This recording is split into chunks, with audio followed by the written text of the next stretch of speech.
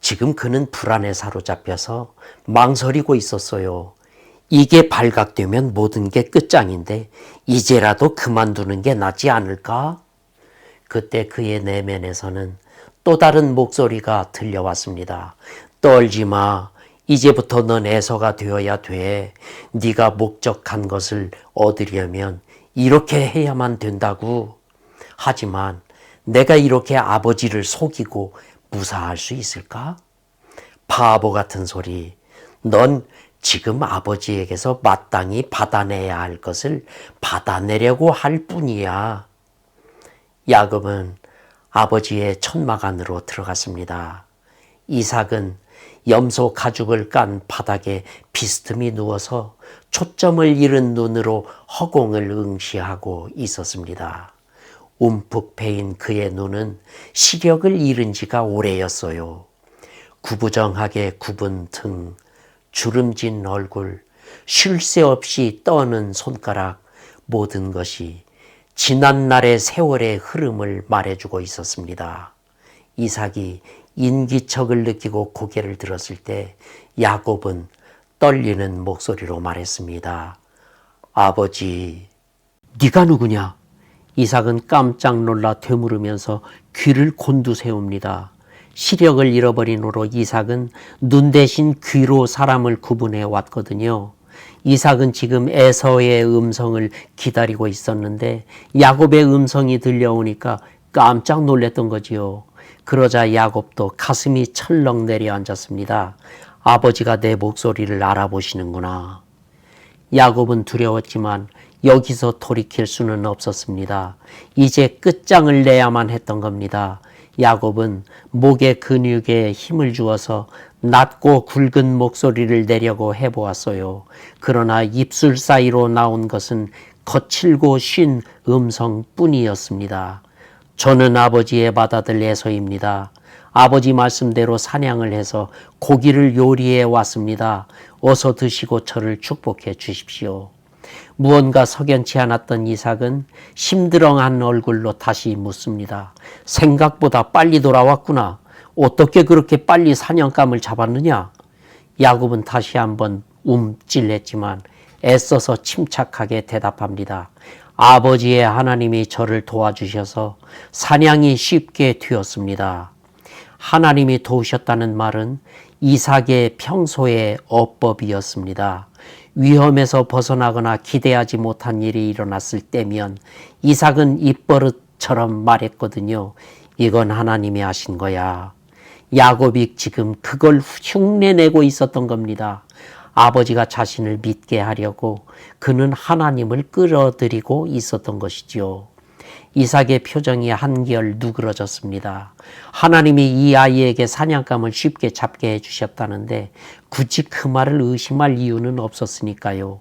그렇다고 해도 이 목소리만큼은 분명히 에서의 것이 아니었습니다. 이삭이 말합니다. 얘야 이리 가까이 오너라. 네가 정말 에서인지 만져보아야겠다. 네 아버지, 제가 여기 있습니다. 야곱은 천천히 아버지에게 다가갔습니다. 그날 아침 리브가가 급히 야곱을 불렀습니다. 얘야, 내 말 좀 들어보아라. 방금 네 아버지가 에서에게 하는 말을 들었다. 뭐라고 하시던가요? 이러시더구나. 내가 이제는 늙어서 언제 죽을지 모르겠다. 사냥을 해다가 음식을 만들어 오너라. 내가 그걸 먹고 죽기 전에 너를 마음껏 축복하마. 야곱의 눈이 크게 떠졌습니다. 그게 정말인가요? 그 당시에 아버지들은 죽음을 앞두었을 때 아들들을 불러서 축복을 했습니다. 그런데 이삭은 야곱을 빼놓고 에서만을 축복하려 하고 있었던 것이지요. 야곱이 말합니다. 이제 나는 어떻게 해야죠? 내가 시키는 대로 해라. 토실토실한 염소 새끼 2마리를 끌어오너라. 네 아버지가 좋아하는 음식을 내가 만들면 아버지께 갖다 드려라. 아버지는 그것을 잡숫고 너를 축복하실 거야. 아니, 저더러 형처럼 꾸미고 아버지를 속이란 말인가요? 그건 큰일 날 소리였습니다. 야곱은 고개를 설레설레 저었어요. 리브가는 정색을 하고 야곱을 바라보며 말합니다.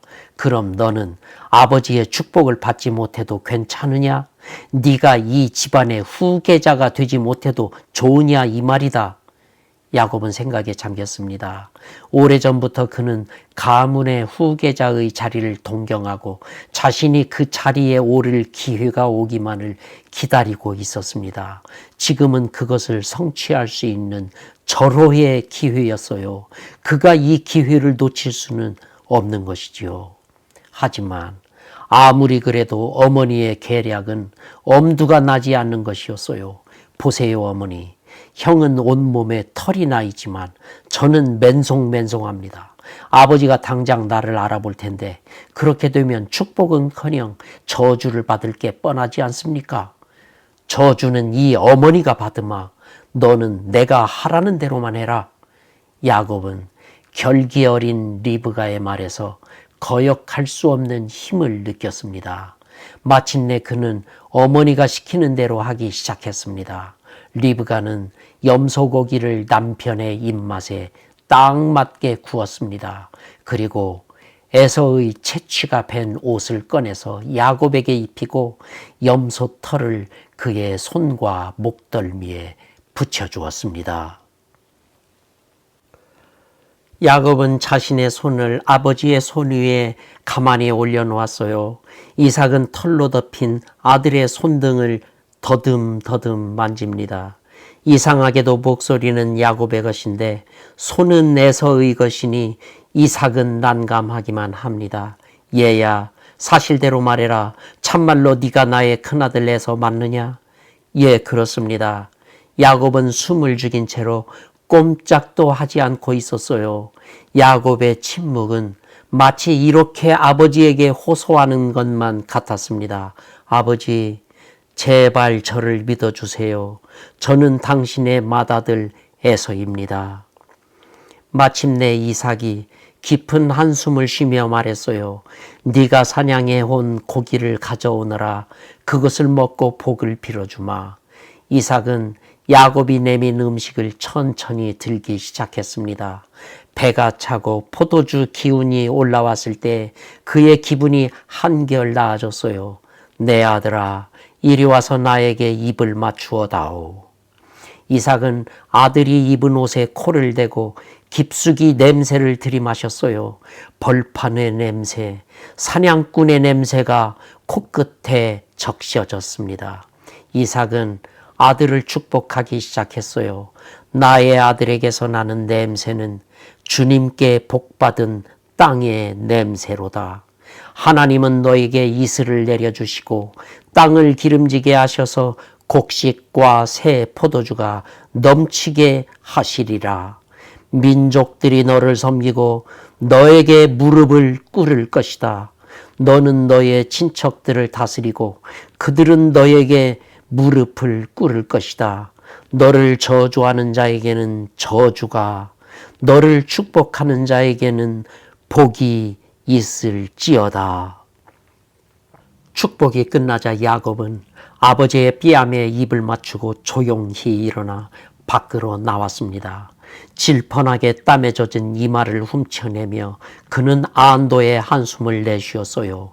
마침내 그는 오랫동안 목적해왔던 것을 움켜쥐었던 것입니다. 때마침 에서가 사냥터에서 돌아오고 있었습니다. 그는 사냥한 들염소를 어깨에 메고 휘파람을 불며 걸어왔어요. 야곱은 간덩이가 창자 아래로 덜컥 내려앉는 것만 같았습니다. 조금만 늦었더라도 큰일 날 뻔했으니까요. 야곱은 어쩐지 형이 쓸쓸하고 안쓰러워 보였습니다. 야곱의 가슴 속에서는 무거운 돌덩이 같은 것 하나가 그를 숨막히게 짓누르고 있었습니다. 어머니, 야곱이 속삭이자마자 장막 틈으로 리브가의 얼굴이 나타났어요. 그녀는 긴장된 얼굴로 아들의 안색을 살폈습니다. 어찌 됐느냐? 다 끝났어요. 아버지가 나를 축복하셨어요. 잘 됐다. 나는 네가 이 집안의 후계자가 될 줄 믿고 있었다. 그런데 어머니, 마음이 편치 않아요. 아니, 아버지의 축복을 받았는데 왜 그러느냐? 나도 모르겠어요. 아버지의 축복만 받으면 앞길이 시원하게 뚫릴 줄 알았는데 막상 일이 끝나니까 그게 아닌 거예요. 당장 숨이 막힐 것만 같아요. 너 겁을 먹고 있구나. 그렇지? 야곱이 고개를 떨구었습니다. 곧 모든 게 드러나게 될 텐데 그땐 어떻게 해야 하죠? 지금 야곱이 느끼는 불안은 장차 일어날 불길한 일들의 서막인지도 모릅니다. 리브가는 애써 야곱을 안심시킵니다. 내가 말하지 않았느냐? 모든 걸 이 어미 탓으로 돌려라. 나머지는 내가 알아서 처리하마. 하지만 하나님이 벌을 내리시면 어떡하죠? 그런 일은 절대 없을 거다. 보세요. 하나님은 모두 지켜보셨잖아요. 내가 하나님까지 속인 것만 같아서 난 무서워요. 순간 리브가의 얼굴이 돌처럼 굳어졌습니다. 그녀는 아들을 똑바로 바라보며 말합니다. 잘 들어라. 내가 시집 온 뒤 20해 만에 너희 쌍둥이를 잉태했다. 배 안에서 너희가 어찌나 다투던지 나는 배를 움켜쥐고 대굴대굴 굴을 지경이었다. 이게 무슨 연고인지 기도했을 때 하나님이 이렇게 말씀하시더구나. 두 민족이 내 태 안에 있다. 형이 동생을 섬길 것이다. 예사롭지 않은 그 말씀을 나는 한순간도 잊지 않았다. 알겠느냐? 네가 태어나기도 전에 하나님은 너를 이 가문의 후계자로 세우셨다. 지금 우리가 한 일은 하나님의 뜻을 이루기 위해서 한 일이지 결코 저주받을 짓이 아니라 이 말이다. 그 말에 야곱은 용기가 났습니다. 그는 자신에게 속삭였어요. 하나님이 나를 아버지의 후계자로 선택하셨어. 맞아. 나는 하나님의 뜻을 이루기 위해서 이 일을 한 거야. 마음이 한결 누그러졌습니다. 그러나 야곱의 가슴 속에 있는 돌덩어리 같은 것은 여전히 그를 짓누르고 있었습니다. 이번에도 성경은 야곱의 행동에 대해서 아무 평가를 하지 않습니다. 야곱은 하나님의 이름을 팔아가면서 아버지를 속이고 축복을 받아냈어요.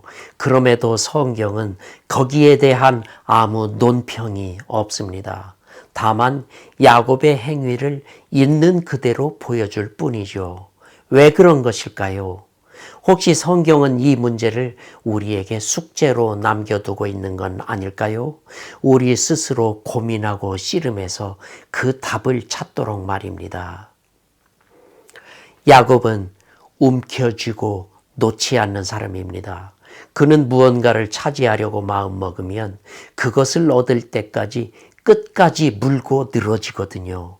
그는 오랜 동안 기회를 노린 끝에 아버지의 축복을 움켜쥐었습니다. 그러나 이렇게 해서 축복을 받아내는 것이 무슨 의미가 있습니까? 이제 그의 앞날에 어떤 일들이 벌어질까요? 또 우리는 남편을 속인 리브가의 행동을 어떻게 보아야 할까요? 물론 그녀는 하나님의 계획을 이루기 위해서 그랬다고 변명할 것입니다. 형이 동생을 섬기게 되리라는 하나님의 신탁이 실현되게 하기 위해서였다고 말이죠. 그러나 거짓된 방법으로 하나님의 뜻을 이루는 것이 과연 바른 것일까요? 하나님이 그것을 기뻐하실까요? 리브가가 진정으로 하나님의 뜻을 확신했다면 그녀는 기다렸어야 하지 않을까요? 하나님이 그분의 방법으로 그분의 뜻을 이루실 때까지 말입니다. 하나님은 우리의 삶 속에서 장래에 일어날 일들을 보여주실 때가 있어요. 하지만 그것이 언제 어떻게 이루어질 것인지는 말씀해 주시지 않거든요.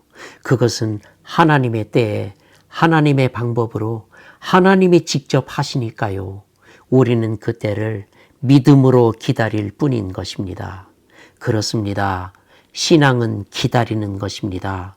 하나님의 때를 기다리지 않는 것은 신앙이 아닙니다.